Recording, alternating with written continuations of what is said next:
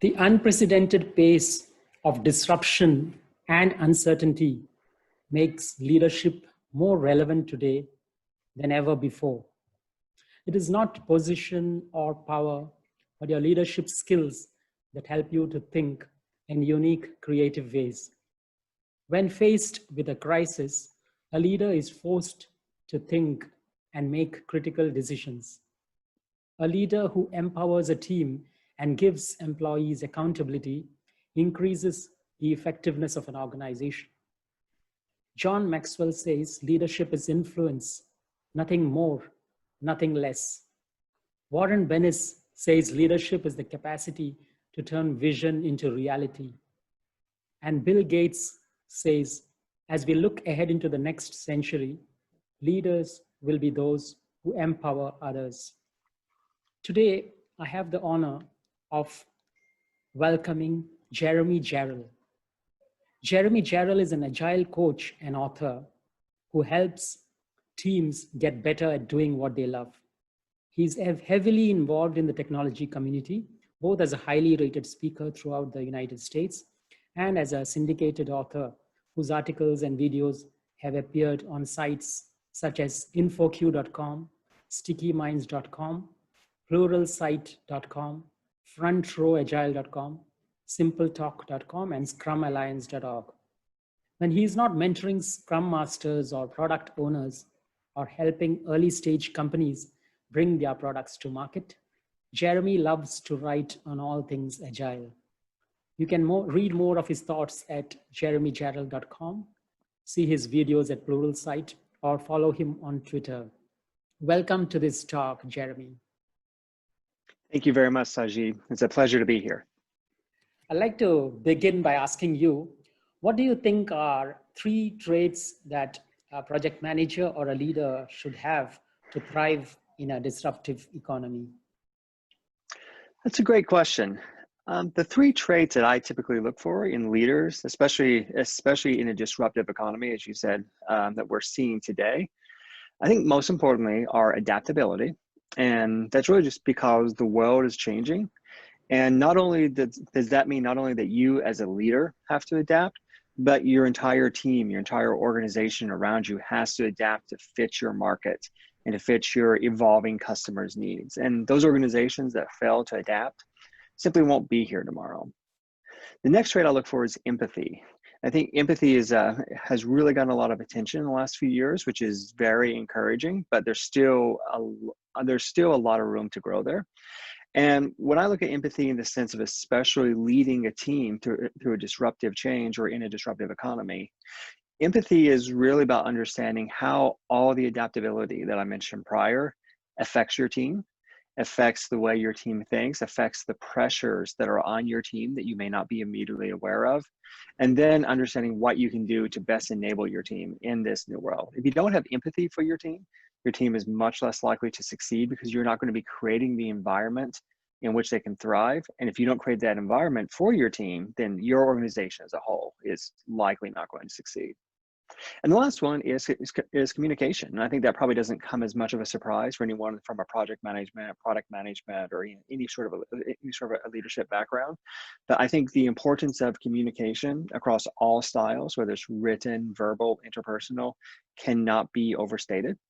So communication is key to really helping your team and your organization understanding how all the changes around them affect you as a group and affect the team around them, and also being able to communicate the empathy that I mentioned before in a way that your team understands that you are thinking about them and you're understanding the pressures that they're under, and creating that two-way communication channel. So as your team is under pressure and as your team identifies opportunities or threats that you may not be aware of, you have an open pathway for them to bring those opportunities to you, so you as a whole, as an entire organization, can respond. Adaptability, empathy, and communication. Very interesting point. Absolutely. Mm-hmm. In a response, how does a leader respond to a crisis, and what are some steps that he takes?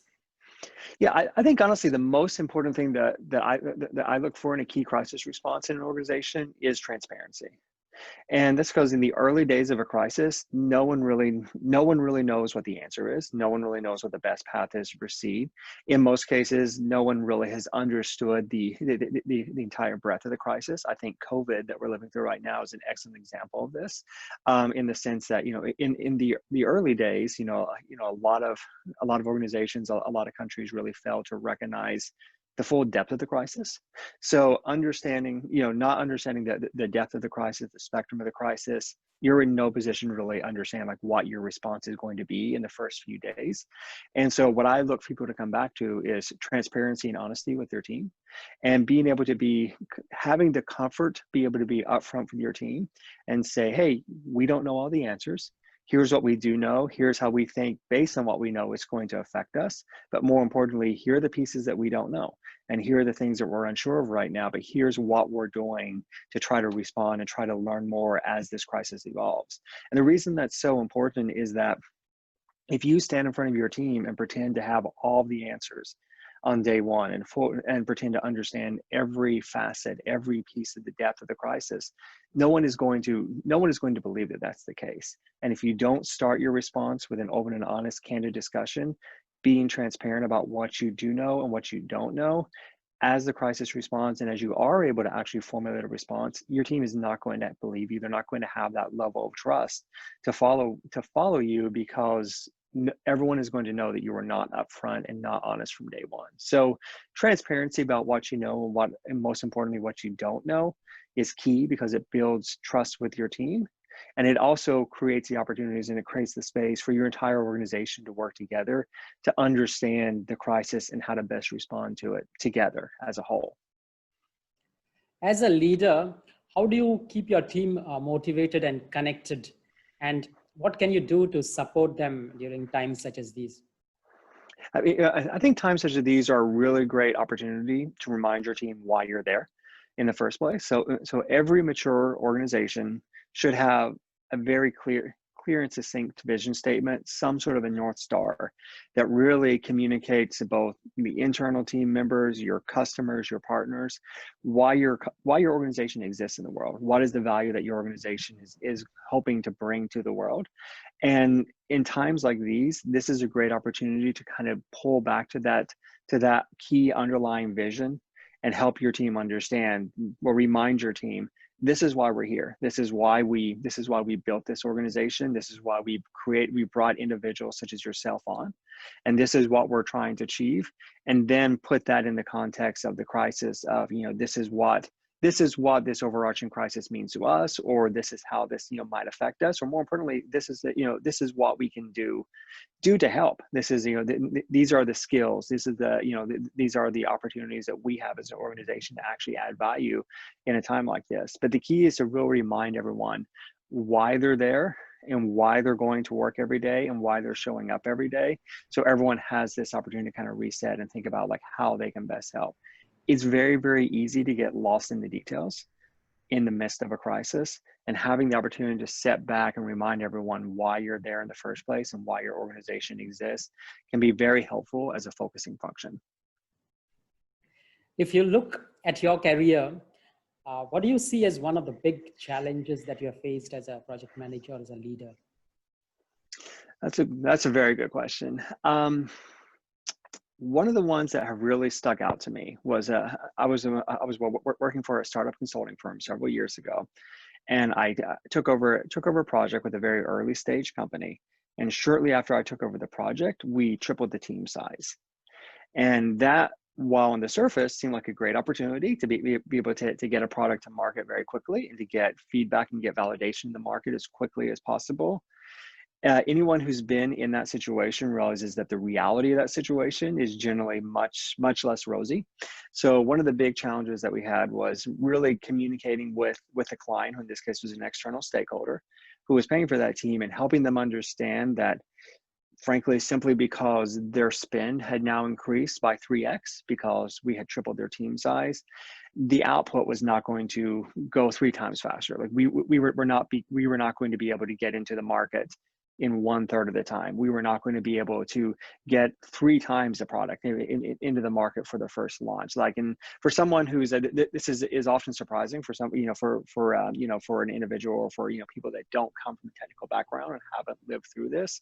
But, you know, simply increasing your team size by 2x, 3x, 5x doesn't have that direct correlation on your output. So there's always is always a challenge of managing expectations, both internally and especially with a client who has just seen their spend increase dramatically. The other big challenge with that is that as you increase the team size, and as you bring that people on, you greatly increase the surface area of your project.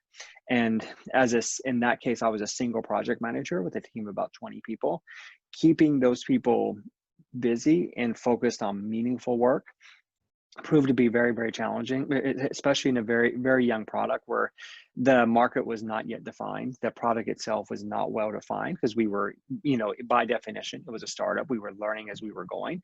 So the actual roadmap was not clear. So finding something meaningful for 20 people to do on short notice was very, very challenging. So as anyone who's been in a project management role can attest to, it's not that hard to find work for 20 people to keep them busy, but to find meaningful work that actually adds value to the company, that adds value to the stakeholders and to the customers, and actually moves the business forward, is much more challenging. So being able to identify work that would actually add value, especially, as I said, in a product and a business model that was very early defined at that stage, was very, very challenging. Today we are speaking on Zoom.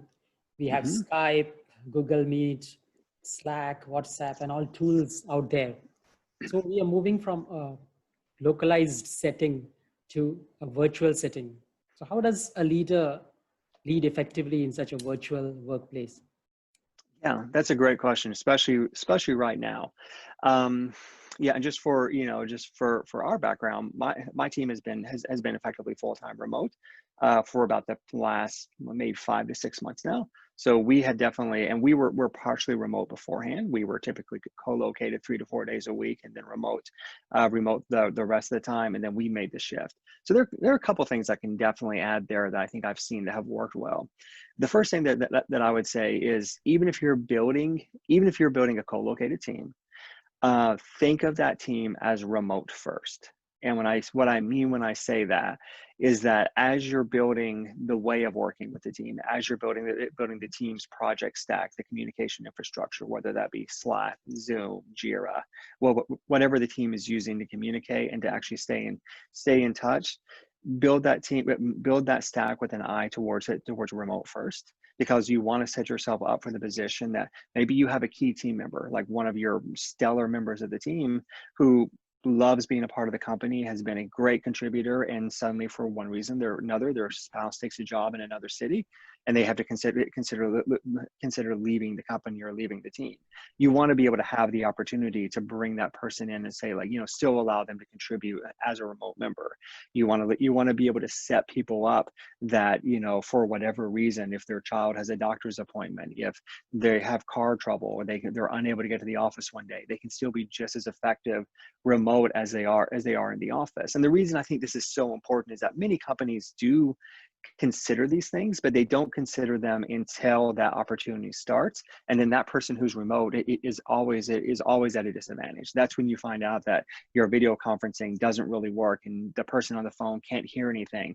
That's when you find out that that your project stack or your project tracker is not exposed outside of your firewall. And so someone is always at a disadvantage. So I would say, think of that first, think of remote first. And then for my team in particular, we had built the team remote first because we knew that we wanted to extend the opportunity to people to work from home a few days a week, because that's where people enjoyed, that's where people were most productive. So we want to build that from the ground up. When COVID occurred here in the US and many of the companies went to a full remote status, that was a much easier transition for us. And I think a lot of the other companies that I've talked to, because we're already set up for that. We essentially moved from a model where we were already very productive 2 days a week as a distributed team to 5 days a week. It was there were still challenges, and we'll talk about those, but it was a much easier move. The next thing that I would say is that if you are in a case where your team is entirely virtual, as many organizations are today, staying in contact with those people is critical. I mean, with your team, the team that you work with every day. And actually, I've not found a great way to recreate the water cooler conversations that you often have in the office. Like it's tough to do those ad hoc. I mean, most teams I think have kind of a general communication channel in Slack or whatever their messaging client is that can kind of do that a little bit. I would say as a leader, it's your responsibility to kind of keep those conversations primed and kind of keep those moving, because those general rooms have a tendency to dry up if someone isn't at least kind of posting comments in there to kind of keep things vibrant. But also just making a point to talk to everyone, at least that you work with directly on your team daily. So really reaching out for other opportunity at all. It's very easy for us to fall back to messaging, but being able to pick up a phone or preferably a video chat and have this face-to-face conversation with everyone is key. The last thing that I'll say is when we talk about video chat is critical. And I'm encouraged that with everything that's changed this year, people seem to be much more comfortable with video chat than they did 3 years ago, 4 years ago. Video was always painful.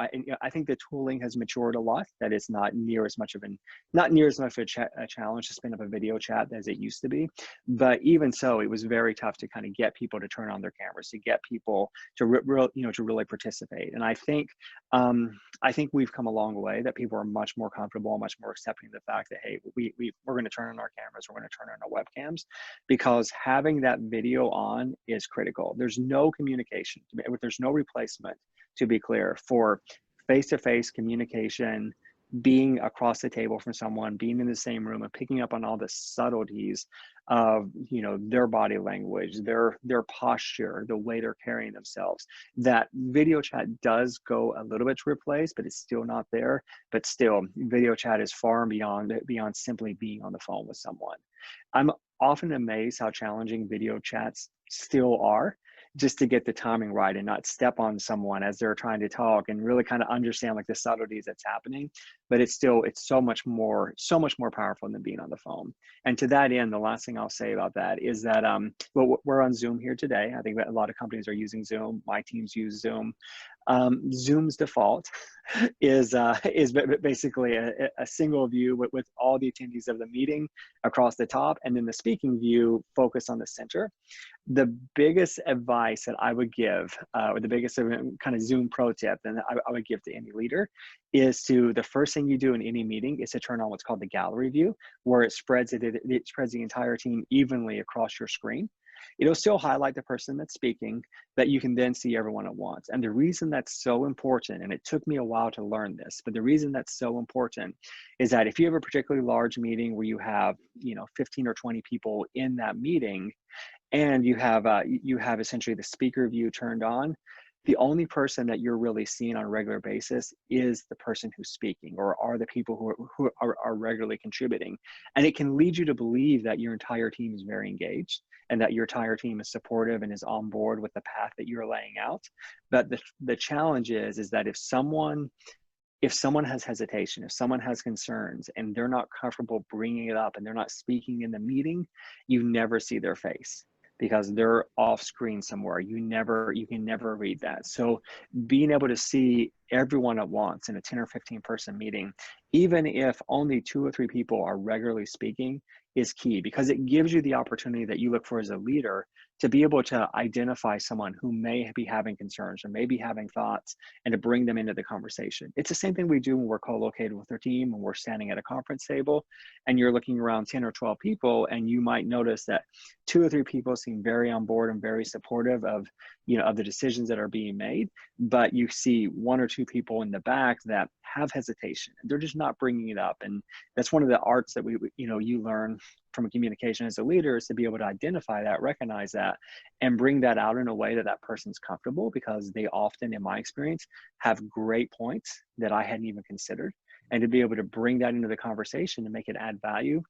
You lose that on Zoom or any other video chat if you're only looking at speaker who's currently talking. So yeah, that's my Zoom pro tip for the day, is to turn on the gallery view first thing and actually see the breadth of how the people you're interacting with are actually responding. Many companies at the beginning of this year were taken by surprise when this COVID-19 pandemic struck. So how does one preempt such a risk and factor it into their risk management plans? That's a great question.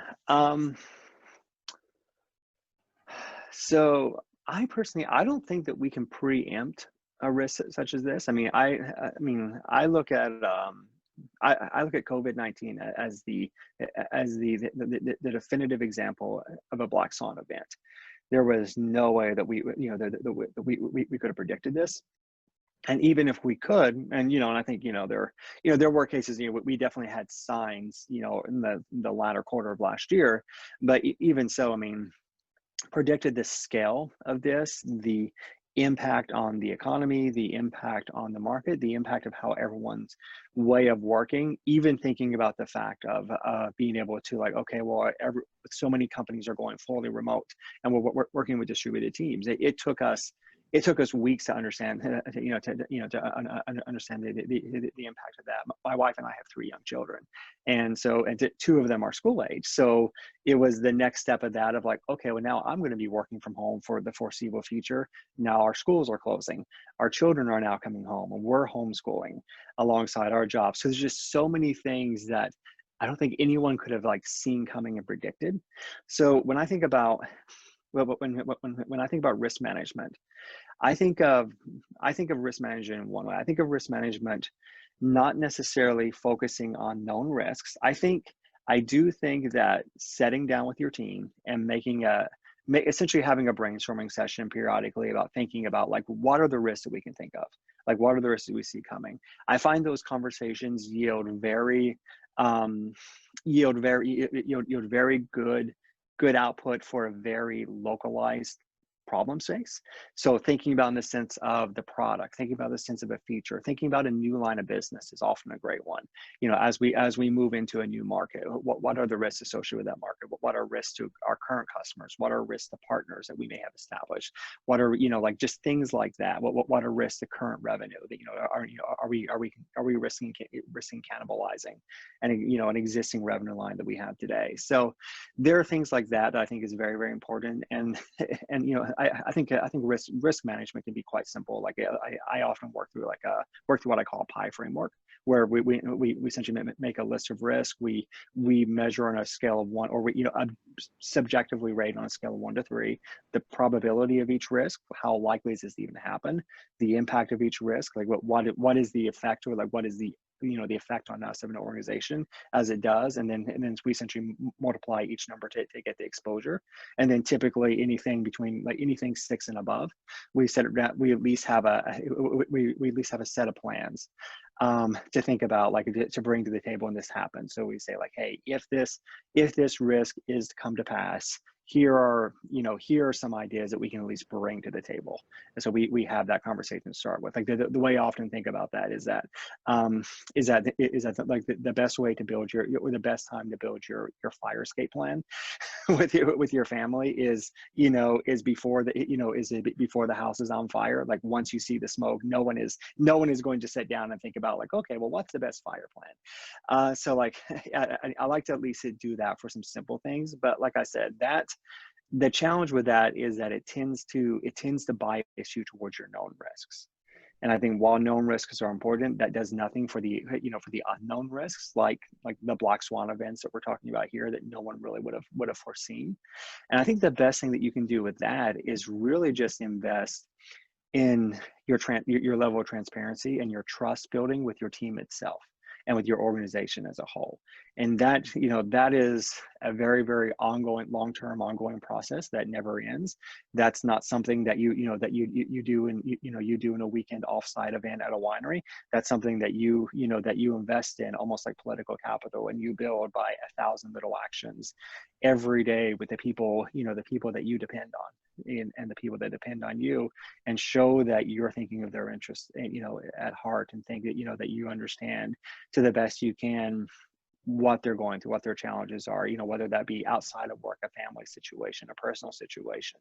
Just once again, it comes back to building that empathy and really just kind of building that relationship and building that trust. Because the way leaders need to be thinking about this is that the time to make those investments and to build that level of trust and to build that platform of trust that you can build on with your team is before the crisis ever occurs. And then you have that to build on. If you wait until a crisis has happened to try to start building trust with your team and to try to start getting your team to trust you and rely on you and your team to be able to, and yourself to be able to depend on them, it's too late. There's too many other things that are happening. There's too many other things that are going on, and that every individual that you depend on has their own concerns that they're working through, and it's too late to build that relationship.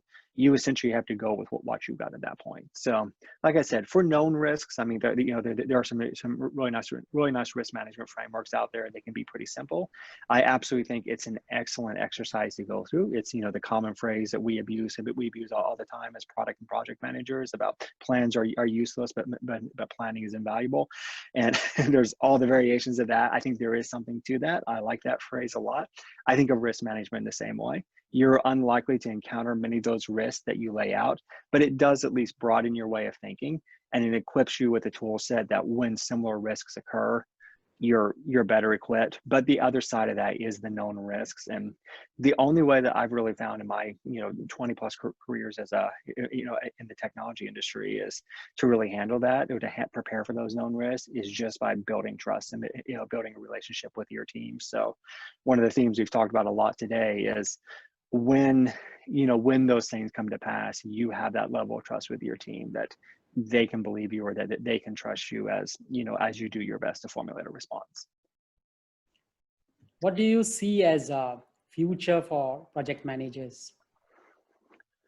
Yeah, great question. I think the world of project management is absolutely changing. I think I see this a lot in teams I've worked with as a consultant. I see this in my own teams. And I think what I really look for when I look at where project management or what project management is likely to look like 5 years from now or 10 years from now, I think there will always be a call for talented project managers. I think the pure project management role as we think about it today is either evolving or it's shrinking.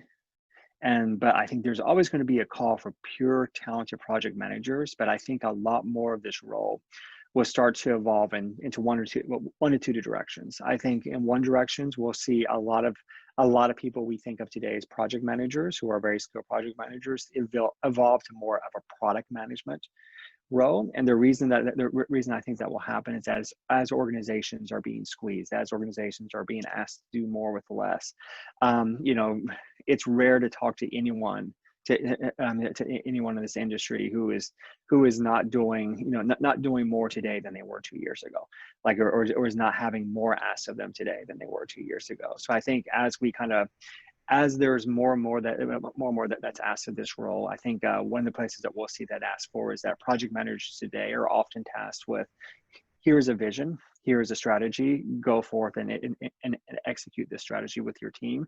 I think we'll see project managers start to be asked to define more of that strategy and to really be able to contribute more to what that strategy looks like and help identify what the business opportunities are for an organization that they can actually go after. And then when I think of that, I mean, that role has different names at different organizations. I think of that as more of a product management role where you start actually defining the strategy as well.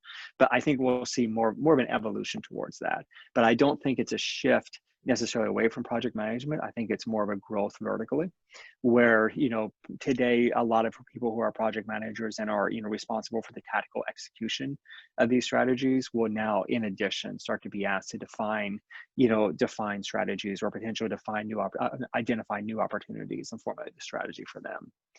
The other direction where I think project managers will really start to evolve in the future is those project managers that are very hands-on with their team and that really kind of build their focus with working with their team and really kind of focus on the effectiveness of their team and the enabling of their team. And just to back up a moment, I often think of project management as kind of taking two facets. It depends on the individual and the role, but there's typically the outward facing who are, really kind of focused on the strategy and the stakeholders, and that kind of describes the growth that I just mentioned out into more of a product role. The other facet I often look for, I often see with project managers, where project managers are very internal focused. They're very, they're very, very focused on, I have this strategy. Now, what can I do to create an environment for my team where my team can, can operate effectively and can move effectively throughout this. So when I look at that, I really think that, especially with the growth of Agile, and get kind of a shift to agile thinking at larger and larger organizations. I think there's a great opportunity for project managers to help really steer the ship in that direction and kind of light the way and say, okay, well, this is, as an organization, this is what we need to do to move in a way where we can operate our teams more effectively. We can create an environment where our teams can be more effective, and then work to kind of not just within the locus of their team, but in the overarching ecosystem of their organization, start to set up an environment where the entire organization can be not only more adaptive, but more effective in general. So almost, I'm hesitant to say an agile coaching role, but it's very similar. I think it's very similar to that. And I would almost say that we would see a lot of the coaching roles that we think of today as agile coaching kind of start to merge into this more hybrid role where someone is not only just advising the organization on how they need to change and how they need to adapt, but also implementing that change with their teams. Finally, we come to the last question. Do you have any words of advice for youngsters, the millennials, who wish to take up a career in project management? Yeah, absolutely. I think the absolute most important skill for a project manager to have is communication. And it's being able to communicate effectively with your team. And there's a lot of different facets of that. There are the different communication styles that I alluded to earlier, which once again, like being able to excel at written communication, being able to excel at, verbal communication, interpersonal communication, and identifying what the right communication strategy is, both for the parties that you're communicating with and the content that you're trying to communicate. But I think underneath that, what really kind of drives that is building up your skills in both emotional intelligence and empathy. And I think emotional intelligence was often viewed as something that someone either had or hadn't, or either you had that ability, you did not have that ability. And I think that we've evolved a lot as the industry, that we understand that emotional intelligence is a skill like anything else, and it can be learned, it can be grown over time, it can be built over time. And that really helps build your connection, your empathy with your team. And then that drives the effectiveness of your communication. So the best advice that I would give to a new individual coming into the role of project management is to really invest in building your emotional intelligence skills and your interpersonal communication skills. And I think that the reason for that is that, as our industry evolves, as we become more distributed, the workforce is only going to become more diverse. You're only going to be communicating more and more with people of different cultural backgrounds, different, different genders, ages, neurodiversity profiles. So it's very important for us to understand that this is only going to become more diverse. And I think that's great because diversity leads to innovation. Innovation leads to success. So we need to be able to embrace that and be able to maximize that as much as possible. So the advice that I like to give to people, especially people who are coming out of college or secondary schooling, is look for every opportunity that you have to interact with someone from a different background than you, whether that's, going to a professional networking group and meeting people from different backgrounds, different organizations, going to some sort of a social event like a wedding and meeting as many new people as you can, and just getting the practice to be able to communicate with people who come from different backgrounds with you and to build meaningful communications. It's often a painful experience. I've done a lot. It can be very painful the first time, but once you understand that, like anything else, is a skill that can be learned and it can be refined and grown over time, it gets much easier, and you will find it pays dividends in your career with your team to be able to come into a room and have a very effective conversation with your team members and help them understand what we need to do as a team, why we're doing this, what the goals are we're trying to achieve, and then be able to walk into the next room and have a very effective conversation with an executive level at your company and help that person understand, help her understand, this is what my team is working on, and here's why we think it adds value to the company, and here's other opportunities that maybe we haven't talked about yet that we think are useful too. Being able to communicate up and down your organization with people from multiple backgrounds, have multiple goals, multiple frameworks and ways of thinking is invaluable to you as a project manager, and you will see it pay huge dividends within your career.